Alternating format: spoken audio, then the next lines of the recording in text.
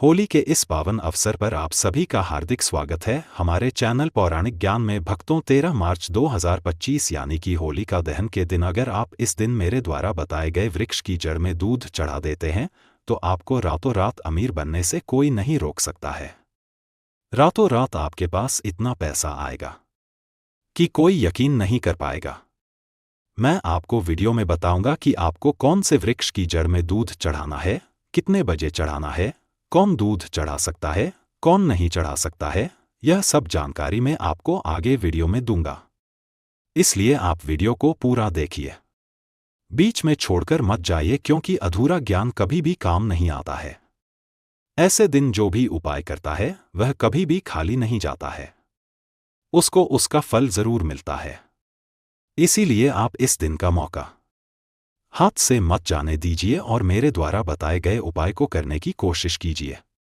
इसमें आपका कोई नुकसान नहीं होगा बल्कि आपको फायदा ही होगा।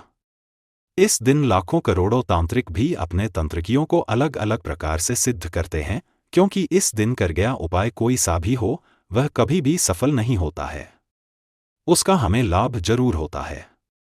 इसीलिए आप यह उपाय जरूर कीजिए। अगर आपने इस वर्ष यह उपाय नहीं किया तो आपको फिर पूरा 1 साल इंतजार करना पड़ेगा, क्योंकि होली का दहन साल में एक बार ही होता है। अगर आप भी किसी सिद्ध के द्वारा मंत्र का जाप करके उसे सिद्ध करना चाहते हैं तो होली का दहन के दिन सभी पेड़ पौधे जागृत अवस्था में होते हैं। सभी पेड़ पौधों में देवी देवता निवास करते हैं। इस दिन चंद्रमा भी अपनी 16 कलाओं से परिपूर्ण होता है। चंद्रमा के 16 कलाओं से परिपूर्ण होने के कारण हमें बिना वस्त्र के अर्थात कुछ हिस्से को छोड़कर बिना वस्त्र के हमें थोड़ी देर चंद्रमा की रोशनी में घूमना चाहिए। इससे आपको कभी कोई बीमारी नहीं होगी।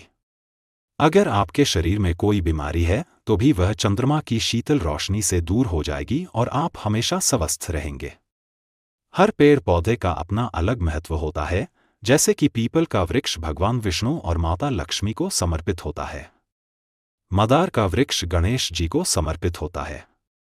इस तरह अलग अलग वृक्ष में अलग अलग देवी देवताओं का निवास किया जाता है, लेकिन सभी वर्षों में देवी देवता जरूर रहते हैं। इसीलिए होलिका दहन के दिन किया गया उपाय कभी भी सफल नहीं होता है, हमेशा सफल होता है। अब मैं आगे आपको वह पौधा बताने जा रहा हूं जिसकी जड़ में आपको दूध चढ़ाना है। लेकिन उससे पहले आपसे विनती है कि अगर आप हमारे इस चैनल पर नए हैं तो सबसे पहले चैनल को सब्सक्राइब कर दीजिए, वीडियो को लाइक कर दीजिए, साथ ही पास वाले बेल आइकॉन पर भी क्लिक कर दीजिए, जिससे कि आपको नए नए वीडियो का नोटिफिकेशन मिलता रहे। अब हम बात करते हैं उसे पौधे के जड़ की।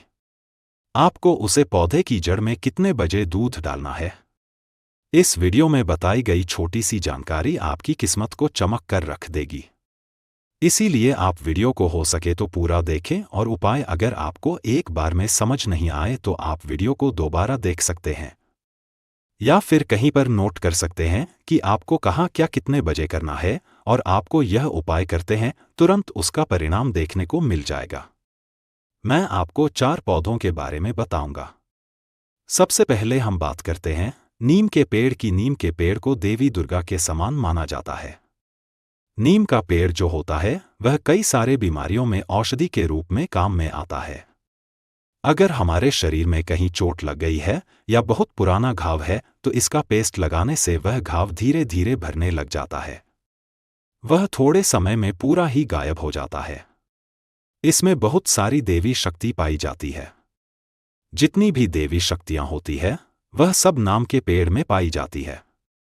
अब आपको होलिका दहन के दिन रात्रि 12 बजे के बाद यह उपाय करना है। लेकिन ध्यान रखिए ऐसा नहीं हो कि आप रात को 12 बजे जाने से डरे। आपको डरना बिल्कुल नहीं है। अगर आपको अकेले डर लगता है तो आप किसी को साथ में लेकर जा सकते हैं। आपको रात में 12 बजे के बाद 1 गिलास दूध लेकर जाना है और 1 दीपक लेकर जाना है।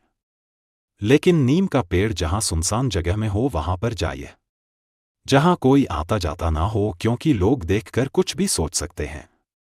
अब आपको वहां पर नीचे दिया जलाना है और इसकी जद में वह दूध डाल देना है और हाथ जोड़कर आपको प्रार्थना करनी है कि हे देवी शक्ति, आप मेरी गरीबी को दूर कर दीजिए, मेरी सभी परेशानियों को दूर कर दीजिए।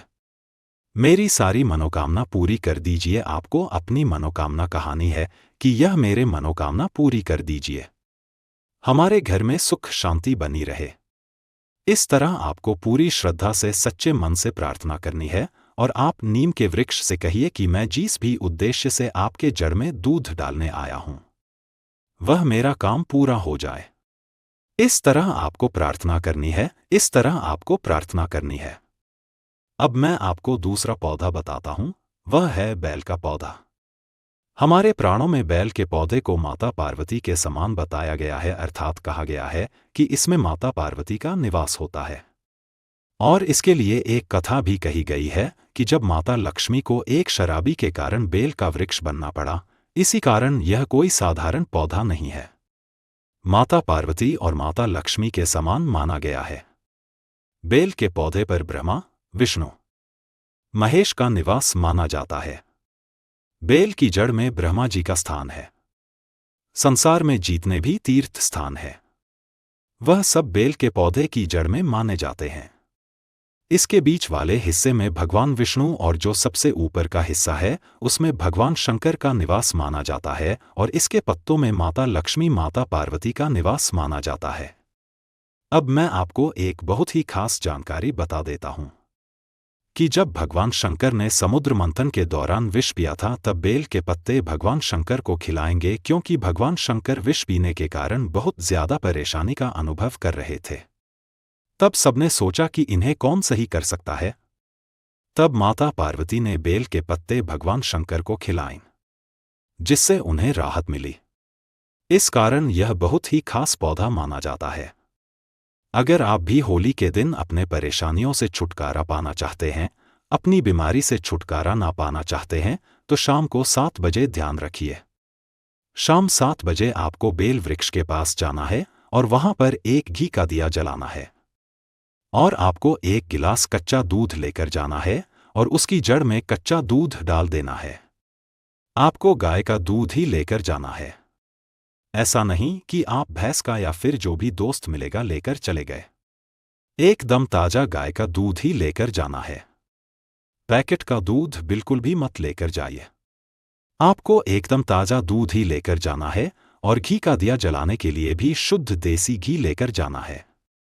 आपको घी का दिया जलाने के बाद उसकी जड़ में दूध डाल देना है और फिर हाथ जोड़कर आपको प्रार्थना करनी है कि आपके सभी मनोकामना पूरी हो और आपकी जो दरिद्रता है वह हमेशा के लिए दूर हो जाए। आपके धन के भंडार कभी खाली ना हो, आप हमेशा भौतिक सुख सुविधा संपन्न हो। अब अगले पौधे की हम बात करते हैं, वह है तुलसी का पौधा। तुलसी का पौधा बहुत ही ज्यादा पवित्र माना जाता है। जिस घर में भी तुलसी का पौधा होता है उसे घर में नकारात्मक ऊर्जा का बिल्कुल भी बात नहीं होता है। हर तरफ सकारात्मक ऊर्जा ही रहती है।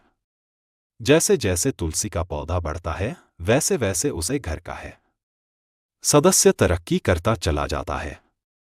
इसीलिए इस खास दिन होली के दिन अगर आप तुलसी के पौधे में कच्चा दूध चढ़ा देते हैं तो फिर आपको सभी तीर्थ करने के बराबर पुण्य प्राप्त होगा।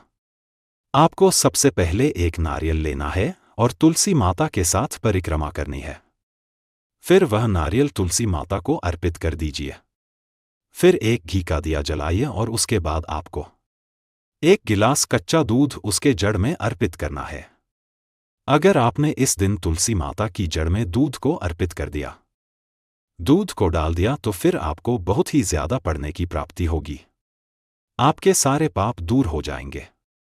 आपके सभी मनोकामना पूरी हो जाएगी। अब आप हाथ जोड़कर वहीं बैठ जाएं और अपनी मनोकामना कहीं अपनी सारी परेशानियों का दे। आप देखेंगे कुछ दिन में आपकी सारी परेशानियां दूर हो जाएंगी और आपकी जो भी मनोकामना थी वह पूरी हो जाएगी।